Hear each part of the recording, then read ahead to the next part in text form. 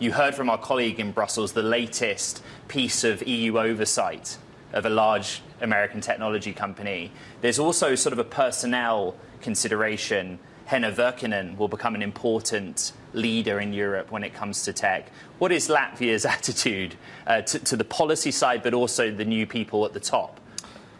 Well, actually, we have heard the proposal from the President of the European Commission about the new commissioners. I do believe that this is quite a balanced proposal, but let's not forget that the European Parliament still needs to approve each and every commissioner.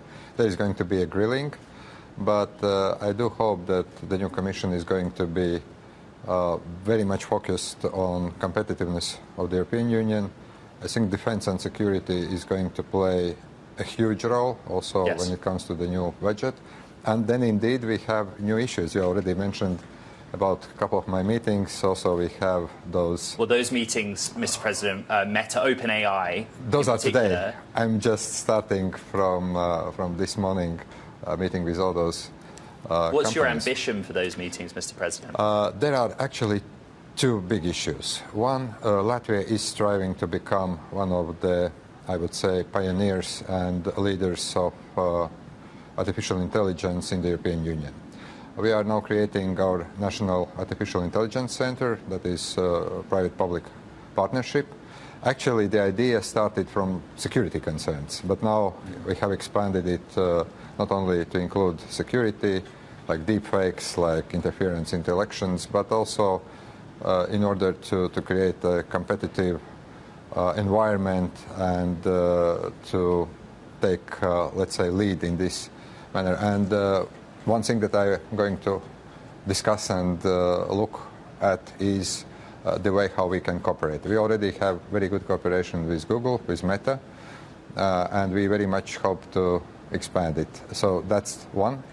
Second, indeed, I do believe that it is very important that we discuss how we are going to address artificial intelligence, social media, you know, all those discussions, whether we should view them as challenges or opportunities.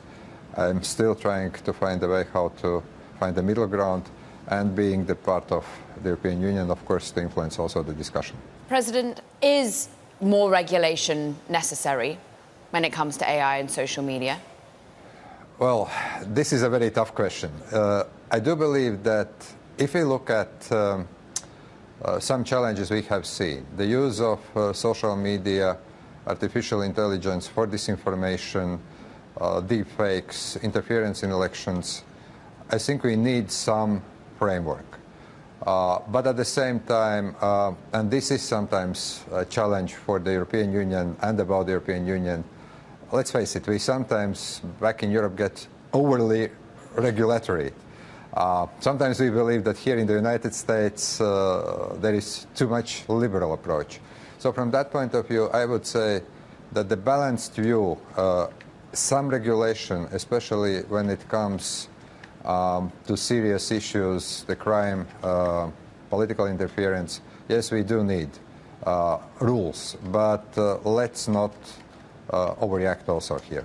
Let's talk about serious issues at the moment that the EU and your country in particular faces when it comes to Russia, an armed Russia. And we understand a drone recently crashed in Latvia. How should NATO respond to this sort of technology, to drones? Should they shoot them down? What is your view? Well, actually, this is a really very good question, because also as part of my visit, I've been in NASA. We were talking about the cooperation in aeronautics, in drone industry. My country also leads drone coalition that is supportive of Ukraine. But when we talk about defense, I do believe that we currently lack common approach in NATO. We have now already 3 countries, my country, Latvia, Romania, Poland, where we have seen drones crashed. Investigation is still ongoing, but there is a great reason to suspect that that Shahid-type drone was actually flying from Ukraine, passing Belarus, and simply crashed.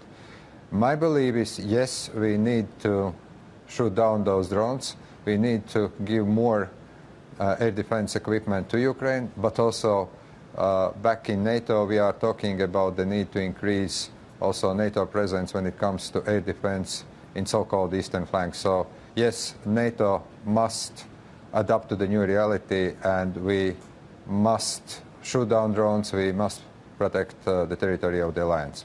Mr. President, Latvia has a role here because of its location, its geographic proximity to what's happening. A big question asked of leaders across the European Union is what to do next, and whether from a technology and weapons standpoint, there is an argument to approve the use of sort of longer range technology to go into Russia in support of Ukraine doing such an action. What is your policy on that?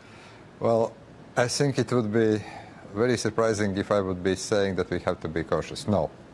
The long-standing view of Latvian government, my personal view, is that when it comes to Ukraine, when it comes to support for Ukraine, we must allow using all weapon systems that we provide to Ukraine unconditionally. I don't believe in that talk about escalation. Yes, we hear noise from Moscow, but if we look back at the beginning of the invasion in February 2022, we have heard that kind of messages from Moscow. And actually what is happening when Russia escalates, Ukraine is not able to respond. But when Ukraine gets weapons and is able to respond, actually Russia is not escalating, it actually de-escalates. So my own firm belief is that we must change the narrative from we must help Ukraine till or whatever it takes or how long it takes to we must help Ukraine till it's full. So no diplomatic victory. Breakthrough to the deadlock? We've got much of that being discussed in a presidential election race here in the United States. I think that there is already some political process. We had peace summit in Switzerland in June. President Zelensky is talking about another peace summit, maybe somewhere in November, maybe after US elections.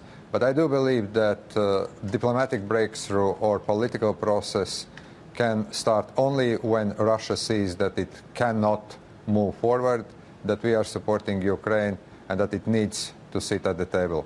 It's not for Ukrainians currently to call the first shot. It's actually for Russia. But I also think that there is not going to be any political process until US elections. Most probably we can talk about some kind of political process or some kind of diplomatic efforts next year. But here I think that we also should not make mistake. If we start, let's say, putting some kind of limitations on Ukraine, then we are not going to see Russia willing to sit at the table. Just the opposite. Mr. President, we have less than a minute. You'll meet with Apollo, you'll meet with OpenAI. I'm curious if you want to attract investment, infrastructure like data center, talent in your country. Absolutely. That's one of the things that we are going to talk about attracting investment. Yesterday, I had at the event where some of our startups were pitching for investment. I think they were doing great. There was quite an interest. And yes, I will be doing my best bet also to attract talents, investment, to get partnership with OpenAI and other companies.